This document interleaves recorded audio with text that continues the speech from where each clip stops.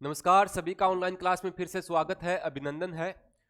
एक पात्रता परीक्षा, एक बड़े उच्च स्तर की पात्रता परीक्षा जो होने वाली है राजस्थान में, 13 साल बाद इस परीक्षा का आयोजन होने वाला है। उसी की महत्वपूर्ण जानकारी मैं इस क्लास में आप लोगों के लिए लेकर आया हूं, साझा करेंगे आप लोगों के साथ। तो देखो, ये जो पात्रता परीक्षा होने वाली है, ये राजस्थान में 13 वर्ष बाद इस परीक्षा का आयोजन होगा। ये कौन सी परीक्षा है? ये सेट की परीक्षा है, एसईटी सेट की परीक्षा है। जिस हिसाब से अपने केंद्र सरकार या यूजीसी नेट या एनटीए द्वारा यूजीसी नेट का आयोजन करवाया जाता है, जो अपने केंद्र में यूजीसी नेट होता है, उसी की तर्ज पर राजस्थान में 13 वर्षों के पश्चात सेट का आयोजन होगा। यानी आगामी जो प्रोफेसर और असिस्टेंट प्रोफेसर की जो भर्ती आने वाली है, उस भर्ती में इस पात्रता परीक्षा को पास करना अनिवार्य होगा। इसमें अगर आप एलिजिबल होते हो तो ही उस भर्ती के लिए आप क्वालिफाई कर पाओगे। तो देखते हैं क्या क्या इसमें चीजें दी गई है। तो सबसे पहले बात करते हैं कि इस परीक्षा, इतने बड़े लेवल की परीक्षा है, इतने उच्च स्तर की परीक्षा है, तो इसका आयोजन कौन करवा रहा है? तो गोविंद गुरु ट्राइबल यूनिवर्सिटी बांसवाड़ा द्वारा ये परीक्षा जो है ये आयोजित करवाई जाएगी।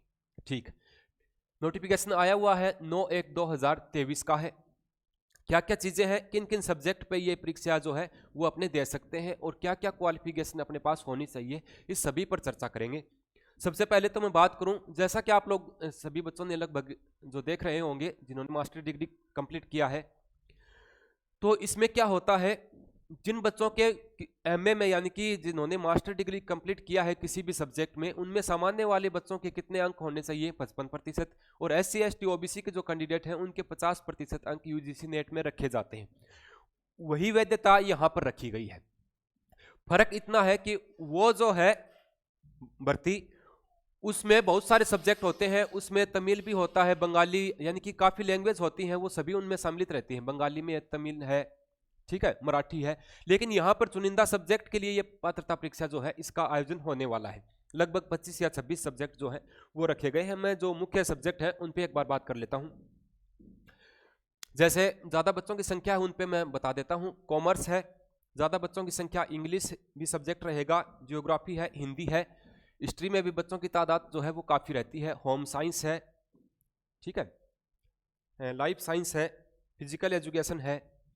यहाँ पर पॉलिटिकल साइंस में काफ़ी बच्चे रहते हैं तो ये भी है। साइकोलॉजी के जो बच्चे हैं वो भी शामिल रहेंगे। राजस्थानी भाषा, एक बात देखो, लैंग्वेज में इन्होंने सिर्फ राजस्थानी भाषा को यहाँ पर रखा है, जबकि यूजीसी नेट का जो पेपर आयोजित होता है उसमें क्या होता है, उसमें सभी भाषाओं को, भारत की जो मान्यता प्राप्त सभी भाषाएं हैं उन सभी भाषाओं को रखा जाता है।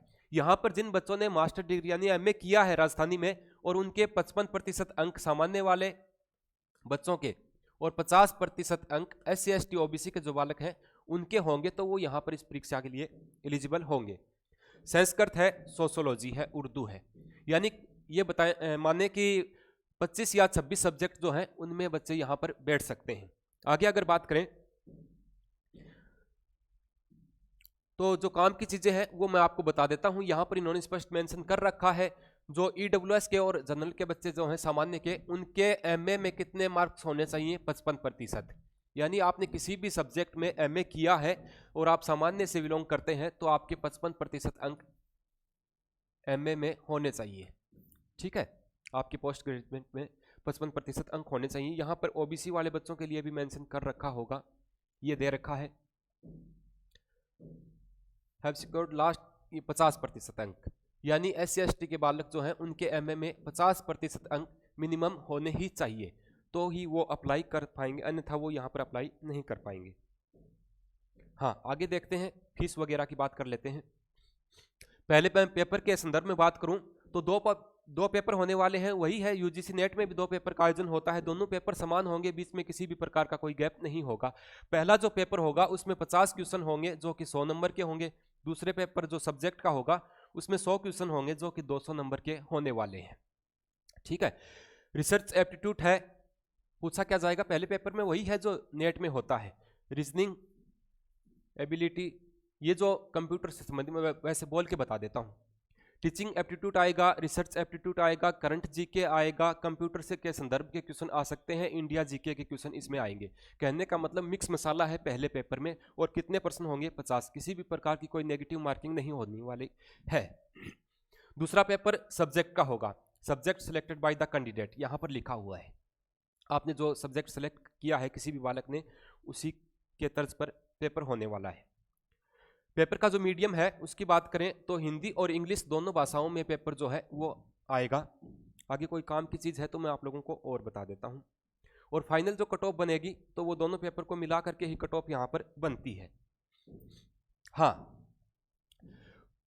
फॉर्म जो है, पहले फीस की बात कर लेते हैं। फीस के बारे में सामान्य के जो बच्चे हैं, ठीक है, या EWS के हैं शायद इसमें साथ में, तो उनके लिए 1500 रुपये फीस यहाँ पर रखी गई है। इसकी फीस काफ़ी बड़े लेवल की पात्रता परीक्षा है तो फीस भी ज़्यादा है। OBC वाले बच्चे हैं और EWS के हैं, उनके लिए 1200 रुपये फीस है।